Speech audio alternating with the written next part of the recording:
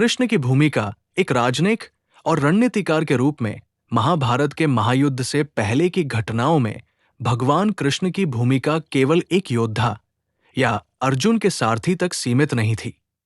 वे एक कुशल राजनयिक और रणनीतिकार भी थे, जिन्होंने युद्ध को टालने के लिए शांति स्थापित करने का हर संभव प्रयास किया।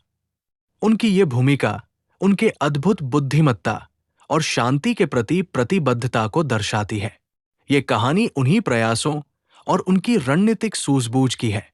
कृष्ण का शांति दूत बनना जब कौरवों और पांडवों के बीच संघर्ष चरम पर पहुंच गया और युद्ध अवश्यंभावी लगने लगा, तब कृष्ण ने ये निर्णय लिया कि वे स्वयं हस्तिनापुर जाएंगे और धृतराष्ट्र तथा दुर्योधन से बातचीत करके युद्ध को टालने का प्रयास करेंगे। उनका ये निर्णय केवल एक राजनयिक कदम नहीं था, बल्कि उनकी गहरी दूरदर्शिता और मानवता के प्रति प्रेम को दर्शाता था। कृष्ण ने पांडवों से कहा, युद्ध से पहले शांति का प्रयास करना हमारा धर्म है। यदि हम शांति के लिए प्रयास नहीं करेंगे तो इतिहास हमें कभी माफ नहीं करेगा। मैं हस्तिनापुर जाऊंगा और दुर्योधन से बात करूंगा।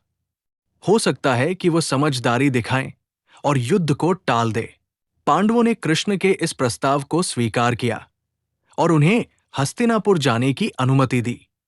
कृष्ण ने अपने सारथी दारुक को रथ तैयार करने का आदेश दिया और हस्तिनापुर के लिए रवाना हो गए। हस्तिनापुर में कृष्ण का स्वागत। जब कृष्ण हस्तिनापुर पहुंचे तो उनका भव्य स्वागत किया गया। धृतराष्ट्र, भीष्म, द्रोण, विदुर और अन्य कौरवों ने उनका अभिनंदन किया। कृष्ण ने सभी से मिलकर उनका आशीर्वाद लिया और फिर सीधे दुर्योधन के महल में पहुंचे। दुर्योधन ने कृष्ण का स्वागत किया और उन्हें अपने महल में भोजन के लिए आमंत्रित किया। लेकिन कृष्ण ने मुस्कुराते हुए कहा, दुर्योधन, मैं यहां भोजन करने नहीं, बल्कि एक महत्वपूर्ण संदेश लेकर आया हूं। मैं चाहता हूं कि तुम पांडवों के साथ शांति स्थापित करो और युद्ध को टाल दो। दुर्योधन ने कृष्ण की बात सुनी, लेकिन उसके मन में अहंकार और लालच की आग धधक रही थी। उसने कहा, कृष्ण, पांडवों ने जो कुछ भी हमसे मांगा है वो उन्हें मिल गया है। अब और क्या चाहते हैं वे? मैं उन्हें 1 इंच जमीन भी नहीं दूंगा। कृष्ण ने धैर्य से उत्तर दिया, दुर्योधन, युद्ध से किसी का भला नहीं होगा। यदि तुम पांडवों को उनका हक दे दो तो तुम्हारे और उनके बीच प्रेम और भाईचारे का रिश्ता बना रहेगा। युद्ध केवल विनाश लाएगा। लेकिन दुर्योधन ने कृष्ण की बात नहीं मानी। उसने कहा, कृष्ण, मैं युद्ध से डरता नहीं हूं। मेरे पास एक विशाल सेना है और मैं पांडवों को हराने के लिए तैयार हूं। कृष्ण ने फिर भी हार नहीं मानी। उन्होंने दुर्योधन से कहा, दुर्योधन, यदि तुम पांडवों को 5 गांव भी दे दो तो युद्ध टल सकता है। यह तुम्हारे लिए एक छोटी सी कीमत है, लेकिन इससे लाखों लोगों की जान बच सकती है। लेकिन दुर्योधन ने कृष्ण के इस प्रस्ताव को भी ठुकरा दिया। उसने कहा, मैं पांडवों को सुई की नोक के बराबर जमीन भी नहीं दूंगा।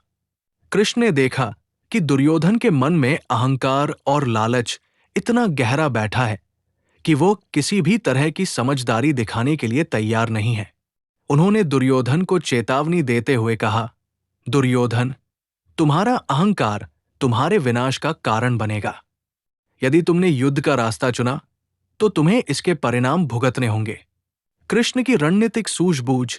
जब कृष्ण को यह समझ में आ गया कि दुर्योधन शांति के लिए तैयार नहीं है, तो उन्होंने अपनी रणनीति बदल दी। उन्होंने धृतराष्ट्र और भीष्म से मिलकर उन्हें युद्ध के परिणामों के बारे में समझाने का प्रयास किया। लेकिन धृतराष्ट्र भी अपने पुत्र के अहंकार के आगे बेबस थे। कृष्ण ने फिर विदुर से मिलकर उन्हें युद्ध को रोकने के लिए प्रयास करने को कहा। विदुर ने कहा, कृष्ण, मैंने हर संभव प्रयास किया है, लेकिन दुर्योधन नहीं मानता। अब केवल युद्ध ही एकमात्र रास्ता बचा है।